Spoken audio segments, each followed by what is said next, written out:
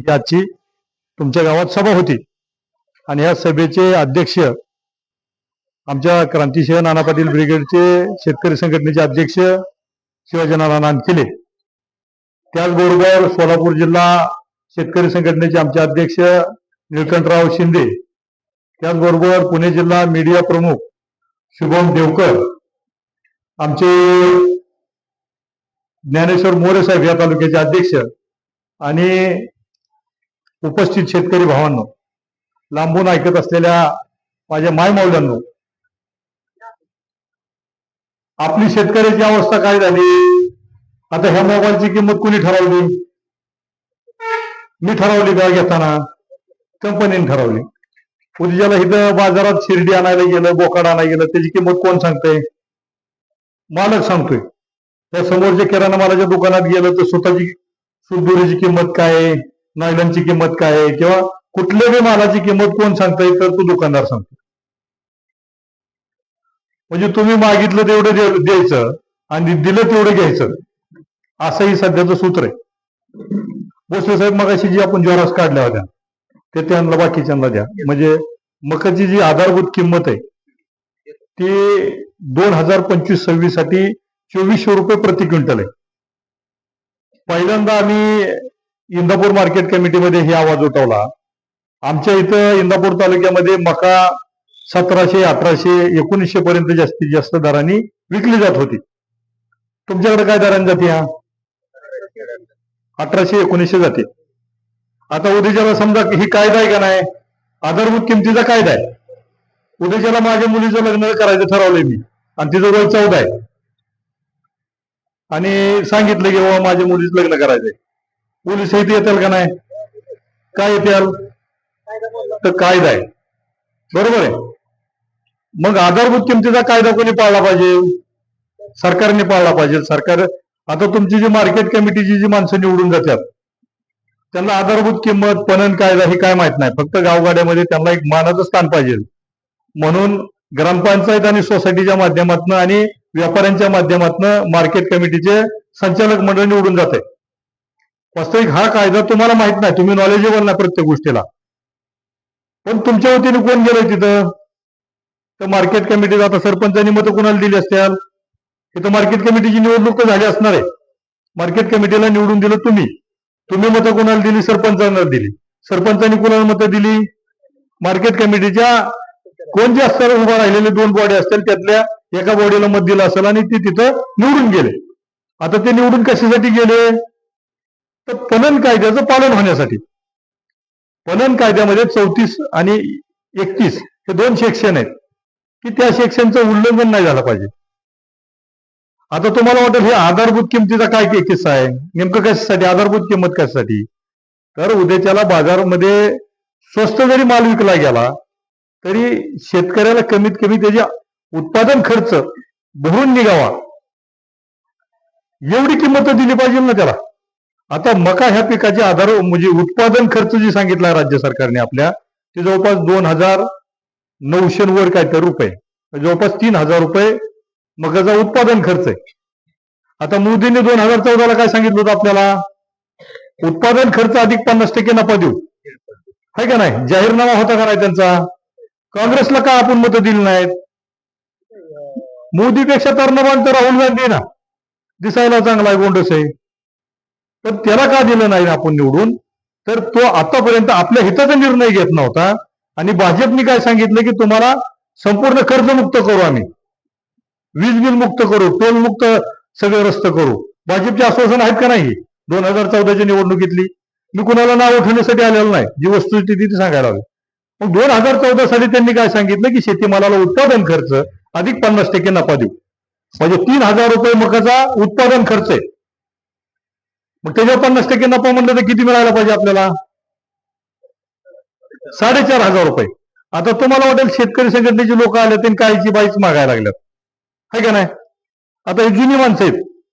80 साली 5 क्विंटल गहू, ज्वारी, बाजरी, मका, काय बी भरडधान्य असू द्या, 5 क्विंटल विकलं की आपल्याला 1 तोळ सोनं घ्यायची ऐपत होती.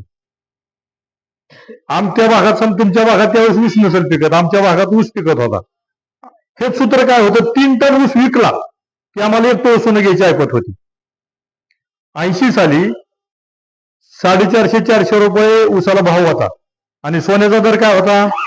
1200 तोळा. विदर्भातला शेतकरी 2 क्विंटल डाळ विकली, कुठली बी, तूर डाळ असू द्या, मूग डाळ असू द्या, कोणती डाळ विकली, उडीद असू द्या, जे डाळवर्गीय पीक आहेत, ती 2 पोती विकली की एक तोळ सोनं घ्यायची ऐपत होती. आणि विदर्भातला शेतकरी 1 क्विंटल कापूस विकला की एक तोळ सोनं घेत होता. आता तुम्हाला मी म्हणतोय की 4,500 मकाला भाव पाहिजे. आता जर 5 पोती मका विकून एक तोळ सोनं घ्यायचं म्हणलं तर जमणार आहे का? तर 5 पोत्यात जर एक तोळ सोनं घ्यायचं असेल तर आता मकाचा भाव काय असला पाहिजे? काय असला पाहिजे? 30,000कडे जायला आकडा ही. बरं, आता 30,000 जर तुम्हाला मिळायला लागलं तर ही सभा कशी झाली असती आपली? जागा पुरली नसती, कारण पैसे आहेत ना आपल्याकडे. आज जी आपली तारांबळ, आज मला एक सांगा, तुमच्या समोर बसले सगळ्यांचे चेहरा मला माहिती, मी त्यातनंच आहे. शेतमाल विकून आपल्या बापजाद्यांनी कधी किडूक मुडूक सोनं आपल्या आईला आणलेलं आहे किंवा आजीने आजोबाने आजीला आणलेलं आहे. आपल्याला आणायची ऐपत आहे का? का ना? म्हणजे मग ही अवस्था काय झाली? आपल्याला चर्चा करायची तर ही करायची की आपल्या शेतमालाचा उत्पादन खर्च सरकारने नीट काढला नाही आणि उत्पादन खर्च अधिक 50% नफा दिला असता तर आपलं दिवस बरं चाललं असतं. आता तुम्ही ऊस उत्पादक शेतकरी असं गृहीत धरून चालू, कारण आमचा ऊसावरचं जास्त हे आहे. तेव्हा पाठीमागं खरं तर माझी आणि धनंजयरावची जी ओळख झाली की आम्ही इथं परमेश्वर तळेकरांच्या इथं आम्ही विजेच्या प्रश्नावर आलो होतो. आम्ही शेतकरी संघटनेचे जे कार्यकर्ते, जसा बिल्ला लावला 1999 पासून 1 रुपया लाईट बिल आम्ही भरत नाही. आता तुम्हाला तर माहिती, बारामती इंदापूर जी पट्टा आहे ती पूर्ण बागायत पट्टा आहे. आमच्या इथे कॅनल आहे, म्हणजे 12 महिने 24 तास आम्हाला पाणी आहे. म्हणजे 8 तासावर लाईट आली म्हणून आम्ही 8 तास लाईट चालू, म्हणजे मोटरी चालतात आमच्या, नाहीतर 24 तास मोटरी चालायच्या आणि तरी सुद्धा आम्ही लाईट बिल भरत नव्हतो. आता तुम्ही म्हणता हे अडगे दिसतात, लाईट वापरायची आणि लाईट बिल भरायचं नाही, हे अडग्यातच लक्ष नाही असं तुमचं समज आहे ना. आमचं काय मत आहे की शेतीमालाच्या उत्पादन खर्चात सरकारने वीज बिल धरलेलं दाखवावं. धरलंय का? आता ही चार्ट तुम्हाला धनंजयराव देत्याल. ऊसाच्या उत्पादन खर्चामध्ये त्याचबरोबर आम्ही खरीप आणि रब्बी ही जी काय इसेन्शियल कमिटी ऍक्ट मध्ये जी काय शेतमाल आहे आपला, जे भाव कोण ठरवतोय? कोथमिरीच्या पेंडीचा भाव कोण ठरवतोय? आपण ठरवतो. ज्वारीचा भाव आपल्याला ठरवायचा अधिकार आहे का? मकाचा ठरवायचा अधिकार आहे का? गव्हाचा आहे का? डाळीचा कुठल्या आहे का? तेलबियाचा अधिकार आहे का आपल्याला भाव ठरवायचा? तर हा सगळा अधिकार कोणी घेतला? केंद्र सरकारने घेतला. आणि केंद्र सरकारने खरीप आणि रब्बी असे 2 वर्गीकरण केलं आणि त्याच्या बाबतीतली त्यांनी दरवर्षीची पुस्तकं जाहीर होतात. माझ्याकडे ती पुस्तकं आहेत. तर त्याच्यामध्ये महाराष्ट्र सरकार असेल, कर्नाटक सरकार असेल, जी काय राज्य सरकार आहेत, ज्या ज्या राज्यामध्ये जो जो शेतमाल तयार होतो त्या शेतमाल उत्पादन खर्चाची आकडेवारी सगळी राज्य कुठे देतात? दिल्लीला पाठवतात. आणि दिल्लीला एक कृषी मूल्य आयोग आहे. जसं आता आपला एखादा भाऊ नोकरदार असेल, नोकरदाराचं काय आहे? तर वेतन आयोगाचा कायदा आहे. तेव्हा आता पहिल्यासारखे आपल्याकडे लोक फिरत बघा. आपल्या मजुराला सुद्धा किती हजेरी दिली पाहिजे त्याच्यासाठी पूर्वी वेतन आयोगाची लोक फिरत होती बघा. तुमच्याकडे फिरतात का नाही माहित नाही मला. फिरतात का इकडे? पूर्वी ही फिरत होती आणि ह्यांना सांगत होती की तुम्ही मजुराचं रजिस्टर ठेवलं पाहिजे, त्यांना किती पैसे देत आहे काय ही माहिती ठेवली पाहिजे. म्हणजे तो कशाचा आधार आहे? तर वेतन आयोगाचा आधार आहे. तर तसं एखादा चतुर्थ श्रेणी कामगार असेल किंवा तृतीय श्रेणी कामगार असेल किंवा दुय्यम कामगार असेल किंवा प्रथम श्रेणीतला कामगार असेल, त्यांचं पगाराचा टप्पा तर वेगवेगळे आहेत का नाही? म्हणजे त्यांचं क्वालिफिकेशन, त्यांचं राहणीमान, त्यांना रोजच्या किती कॅलरीज खायच्यात, मटण किती खायचंय, राहणीमान कसं असलं पाहिजे, शहरात राहायचं म्हणलं तर त्यांना घराचं भाडं, ह्या सगळ्याच्या गोष्टीचा विचार करून त्यांचं 7वा वेतन आयोग, 8वा वेतन आयोग, वेतन आयोग तर आपल्या कानावर आहे का नाही? मग त्या वेतन आयोगाचा आधार घेतला तर आता मास्तरचा पगार किती झालाय? लाखाच्या पुढे गेले मास्तर, बरोबर. 80 साली मास्तरला पगार किती होता? तर एका महिन्याच्या पगारात एक तोळ सोनं घेत होतं. आज मी तेवढं घेता येते, आपल्या ऐपत राहिलेलं नाही. म्हणजे त्यावेळेस जिल्हा बँकेचा कर्मचारी असेल, साखर कारखान्याचा कर्मचारी असेल, पोलीस कर्मचारी असेल, हे एका महिन्याच्या पगारात 80 साली एक तोळ सोनं घेत होती. आणि आपण 5 क्विंटल गहू असेल, ज्वारी असेल, बाजरी असेल, मका असेल, ही विकलं की 1 तोळ सोनं घेत होतो. म्हणजे ही करन्सी का सांगतोय तुम्हाला, तर सोन्याची कुठल्याही देशाची अर्थव्यवस्था ही सोन्याबरोबर मोजली जाते. मग आता ही अर्थव्यवस्था बिघडली कशी, तर आपल्या शेतमालाच्या किमती कोणी ठरवल्या, तर कृषी मूल्य आयोगाने ठरवल्या. आणि कृषी मूल्य आयोगाने त्या किमती ठरवत असताना मग आता हितला खासदार कोण आहे तुमचा, माड्याचा खासदार समजा मोहिते पाटील आहे. आता त्याच्या अगोदर निंबाळकर होतं, त्याच्या अगोदर मोहिते पाटीलच होतं, तेव्हा आमच्या इकडनं सुप्रियाताई 2-4 टर्म आमच्या ओरावर बसल्या, त्याच्या अगोदर त्याचा बाप होता. मग ही माणसं लोकसभेत कधी बोलली का, की आमच्या शेतकऱ्याच्या शेतमालाची किंमत, उत्पादन खर्च एवढा आहे आणि त्याच्यावर आधारित एवढी किंमत असायला पाहिजे, ही त्यांनी कधीही भूमिका मांडली नाही. आणि त्यांनी भूमिका मांडली नाही, आपण बी त्यांना कधी बोललो नाही. आपण मतं कशावर दिली त्यांना, आपण बोललो त्यांच्या बोल बच्चनला. आणि आपण जातीचं राजकारण केलं, पातीचं राजकारण केलं, कधी पाणी सोडू म्हणली, काय ते आपल्याला प्रलोभन दाखवली. आणि त्या ह्या गोष्टीवर ह्यांनी आपली मतं घेतली. आता ही बोलली नाहीत. आता हितनं समजा आमदार कोण आहे, आता हितनं कोण होतं, पहिलं शिंदे होतं. शिंदे कधी बोललं ऊसाच्या भावावर. आता ह्याच्यात शिंदेचा रोल काय आहे, तर दुधाच्या बाबतीतला आहे. आता दुधाच्या बाबतीतला विषय काय आहे, तर 1 लिटर गाईच्या दुधाचा उत्पादन खर्च राज्य सरकारने जो काढलेला आहे तो 62 रुपये प्रति लिटर काढलेला आहे. आणि म्हशीच्या दुधाचा उत्पादन खर्च किती काढलाय, तर 97 रुपये काढलाय. मग आता गाईच्या दुधाचा उत्पादन खर्च 60 रुपये, त्याच्यावर 50% जर नफा धरला तर दुधाचा भाव काय असायला पाहिजे, 90 रुपये असायला पाहिजे. 90 रुपयाचं दूध तुमचा शासन निर्णय काय ठरला मध्ये, तर 27 रुपये. आणि त्याच्यानंतर आता परत शासन निर्णय नीट झालेलाच नाही. म्हणजे दुधाचं उत्पादन खर्च 60 रुपये आणि तुमच्या दुधाचा भाव काय ठरतोय प्रति लिटर, 27 रुपये. आणि मार्केटमध्ये दूध काय रेटने गेलं तुमचं कोविडच्या काळात, 17-18नीच गेलं ना, बरोबर आहे का नाही. शेतकरी संघटनेने पाठीमागे एक मोठं आंदोलन केलं होतं, 2017चं आंदोलन तुम्हाला आठवत असेल. आणि त्या आंदोलनामध्ये 19 जून 2017ला एक शासन निर्णय झाला आणि तो शासन निर्णय 27 रुपये पर लिटरचा होता. त्यावेळेस आपलं दूध 70 रुपयांनी जात होतं आणि हे 27 रुपये सुद्धा देणं शक्य नाही.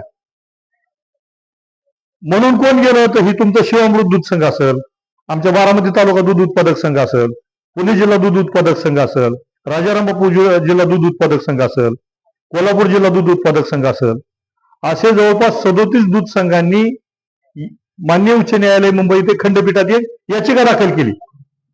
17,046/2017 त्या केसचा नंबर आहे. आणि त्यांनी काय सांगितलं, की आम्हाला 27 रुपये दुधाला दर देणं शक्य नाही.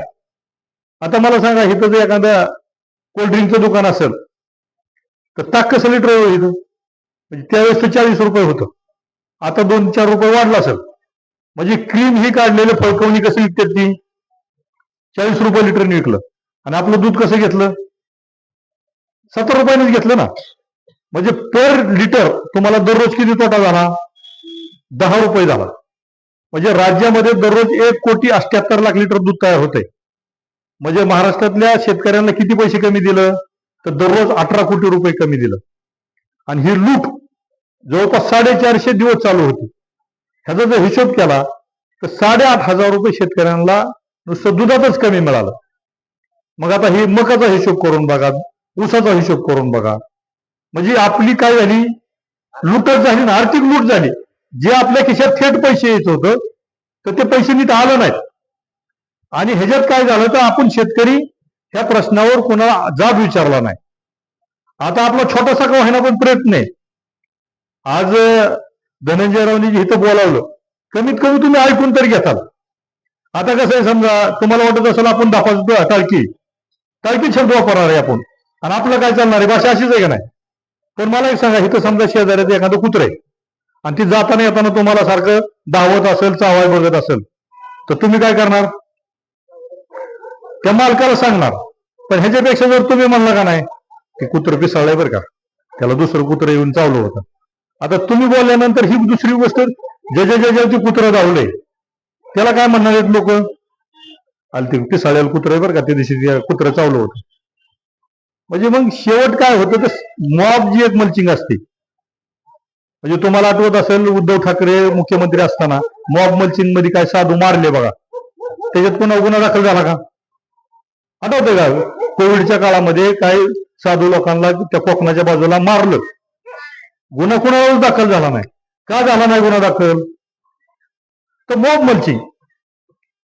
तर आपलं बी मॉब मल्चिंग असलं पाहिजे का नाही आपल्या हितासाठी? मग आपण काय विषय मांडला पाहिजे तेव्हा ते कुत्र पिसाळलेलं आहे, तसं आता आपण काय म्हणलं पाहिजे? आता आम्ही काय करतोय, आता तुम्हाला वाटत असेल हे आम्ही आता बारामती भागात नाही आम्ही आलो, आम्ही अजित पवारांच्या जवळ आहे का, हर्षवर्धन पाटलाच्या जवळ आहे का, तर अजिबात नाही. पण आमचं काय नडलंय का? तर आमचं काहीच नडलेलं नाही. आम्ही 1997 पासून 1 रुपया लाईट बिल भरला नाही.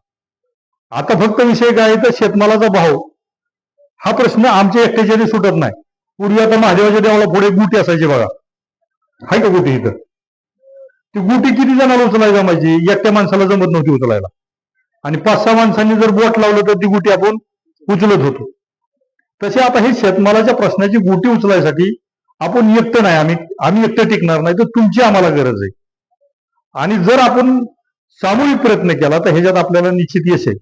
आता आम्ही आमच्या इंदापूरच्या मार्केटमध्ये काय केलं तर सगळ्या अडचणींची जाऊन गाठी घेतली, त्यांना आधारभूत किमतीचा कायदा सांगितला, त्याचबरोबर मार्केट कमिटीच्या सचिवाला, त्याचबरोबर तालुक्याच्या असिस्टंट रजिस्टरला, म्हणजे सहाय्यक निबंधकांना हा विषय समजून सांगितला कायदेशीर काय आहे. आणि 24च्या आत जर कोण आडत्या खरेदी विक्री करत असेल तर त्याच्यावर तुम्ही पणन कायद्यातल्या तरतुदीप्रमाणे 31 आणि 33 सेक्शन प्रमाणे 34 सेक्शन प्रमाणे कारवाई करा. आणि त्याच्यात काय आहे तर नानखेले नाना असतील, रघुनाथदादा पाटील असतील, यांनी 19 मार्च 2011ला असंच पणन संचालकाला वेटीस धरलं आणि त्यांना हा कायदा समजून सांगितला. आणि कायदा समजून सांगितल्यानंतर काय झालं त्याच्यात तर त्यांनी परिपत्रक काढलं, आणि त्या परिपत्रकामध्ये स्पष्ट लिहिलेलं आहे की आधारभूत किमतीपेक्षा जर कोणी कमी दराने खरेदी विक्री करत असेल तर त्या बाबतीतली तक्रार शेतकऱ्यांनी मार्केट कमिटीच्या सचिवाकडे दिली पाहिजे. आता तुम्ही पहिल्यांदा ज्या शेतकऱ्याची कमी दरात मका विक्री झाली, आता समजा तुमची 10 पोती मका विक्री झाली तर तोटा किती झाला तुमचा? 500 रुपयाने धरा तोटा, बरोबर आहे का नाही? 1900 तर मका नक्कीच विकलेला नाही, 500 ते 600 रुपये तोटा धरा, म्हणजे 5,000 रुपयाला तुमचा केसा कापला, बरोबर आहे का नाही? मग हे 5,000 रुपये फरकाचं मिळवलं पाहिजे का नाही मिळवलं पाहिजे? तर तुम्ही आता सोडून दिलं, ठीक आहे, पुढल्या वर्षी काय होणार आहे अवस्था? असंच होणार आहे ना. ज्या वेळेस तुम्ही तुमच्या प्रश्नावर ठामपणे उभा राहणार आहे तर त्यावेळेस तुम्हाला ही होणार आहे ना. आता मार्केट कमिटीत गेल्यानंतर तुम्हाला ती काहीच बोलणार नाहीत, तुम्हाला हसण्यावरी घालवणार, परत तुम्हाला काय सांगणार, ही तुमची जी मका आली ती नॉन इफेक्टिव्ह आहे म्हणणार. आता आमच्याकडे जी प्रश्न आहे ती तुमच्याकडे राहणार आहेत ना. व्यापारी तर काही वेगळा वागणार नाही. पण व्यापारी तुम्हाला वाटत असेल व्यापारी पैसे खातोय, व्यापारी कुणाला देतोय मका? केटल फील्ड कुणाची आहे? त्या तुमच्या आहेत का? आमच्याकडे बारामती अॅग्रो कुणाचं आहे? पवाराचं आहे. नेचर कुणाचं आहे? तर देसाई, म्हणजे ती इनडायरेक्टली पवाराचं आहे. आमच्या भागात सोनाई आहे, मका तुमची इकडली तिकडे जाते ना. मग ही कुणाचा फायदा होतो ह्याच्यात? बरं, खुराकाचं पोतं कमी झालंय का किमतीला? 1600 रुपयालाच पोत आहे ना. मग त्यांना मका त्याच्यात किती वापरतात, म्हणजे फायदा इनडायरेक्टली कुणाचा होतोय? ज्यावेळेस तुमचा किस्सा कापला जातोय, तुमच्या इथं खड्डा तयार होतोय, त्यावेळेस डी कुठं तयार होतोय? पवारांकडेच होतोय ना, सर्व आम्ही बोलतोय.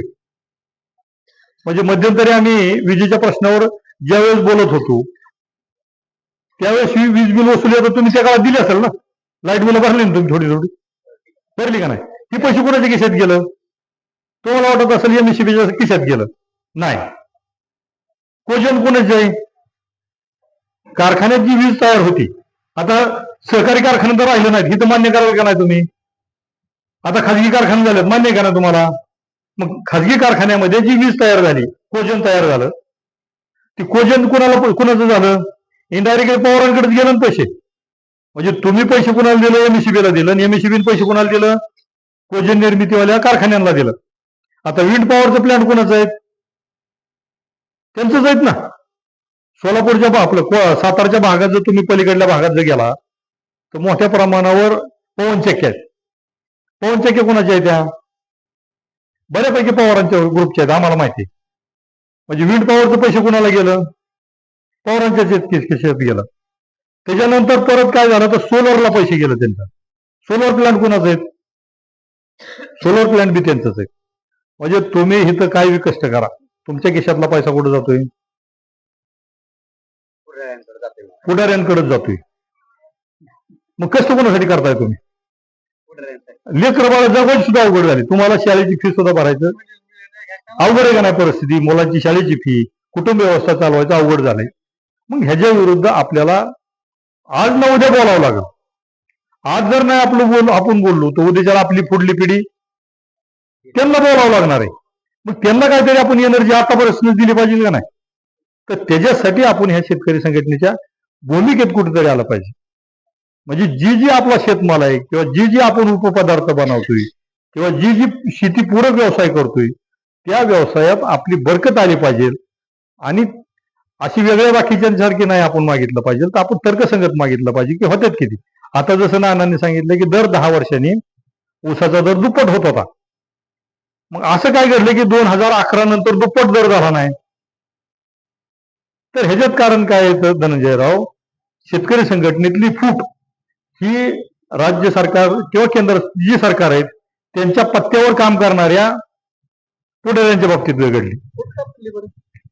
फूट पडली ह्याला कारण आहे. आता समजा तुमचं गाव आहे, तुमच्या गावात एक गणेश मंडळ आहे, पावती पुस्तक एकच राहते का नाही? तर आता मी तुमचं बघितलं, मग लक्षात आलं की मला बी पैसे गोळा करायला जमलं पाहिजे ना. मग पावती पुस्तक बाल गणेश तरुण मंडळ तयार झालं. साहजिकच आहे ना. हो का? आता देवाच्या पुढे बोलतोय आपण, बरोबर नाही, पण बाहेर आलेला दिवस आणि पुरुषाच्या खिशातलं पैसे दाखवून राहत नाही. जे पुढाऱ्याकडे चांगली गाडी आली का नाही, ह्याचा अर्थ काय झाला? कष्टाने तर येत नाही तर आपल्याला माहिती. पुरुषाच्या खिशातला पैसा आणि माता मावलेला गेलेला दिवस ह्या दोन्ही गोष्टी झाकून राहत नाही. मग आता तुम्ही शोधलं पाहिजे. आता हे बघा, मी माळकरी माणूस आहे, म्हणजे माळ घालताना सुद्धा मी गुरु बघितला पाहिजे का नाही? किंवा गुरु कसा आहे, त्याने अगोदर त्याच्या काय भानगडी असतील तर मी त्याच्याकडनं नाही माळ घालणार. मी माळ कुणाकडनं घालील? तर ज्या महाराजाचं आचरण विचार चांगला आहे अशा माणसाकडनं घातली पाहिजे. आता तुम्हाला संधी आहे की कोणती शेतकरी संघटना काय भूमिका मांडते आणि मग त्याच्यातनं तुम्ही शोधायचं की बाबा आपल्या हिताचं कोण आहे. आपल्या हिताचं असेल तर तुम्ही त्याला निश्चितच त्याच्याबरोबर राहिलं पाहिजे आणि आपलं योगदान दिलं पाहिजे. आता योगदान देण्याच्या पद्धती काय? तर 3 पद्धती आहेत. एक तण आहे, दुसरं मन आहे आणि तिसरं धन आहे. आता आजचे धनंजयरावने हार बी कुणी आणलं? भोसलेंनीच आणलं. नारळ बी कुणी आणला? त्यांनीच आणला. थिएटर त्यांनीच आणलं. स्पीकर सिस्टीम त्यांनीच लावली. आज एखादा तंबू झाला का नाही? पण हीच जर समजा विभागून काम असतं तर आणखीन त्याच्यात काय झालं असतं? सुबकपणा आला असता. आता ठीक आहे की बाबा आतापर्यंत ह्या ठिकाणी ज्यांनी ज्यांनी सभा लावल्या ती तुम्हाला फसवून गेलेली, त्याच्यामुळे तुम्ही लगेच कोणावर विश्वास ठेवायच्या मानसिकतेचा राहिलेला नाही, हे आम्हाला कळतं. पण आता इथनं पुढे तरी तुम्ही काहीतरी 2 पावलं चालली पाहिजेत किंवा ही काम आमच्या ज्याने नाही जमत तर तुम्ही तरी चालू केलं पाहिजे. पण हे काम चालू झालं पाहिजे तर ह्याच्यात कुठेतरी आपल्याला भविष्यात यश राहणार आहे. अन्यथा ही दिवस येर माझ्या मागल्या होईल आणि हे दिवस आपलं कायम राहतील.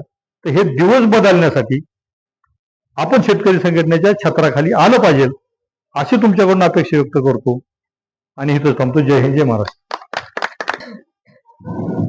पश्चिम महाराष्ट्राचे अध्यक्ष श्री पांडुरंग रायते यांनी आपले अतिशय अनमोल असे विचार मांडले, त्यांच्यावर त्यांचे धन्यवाद.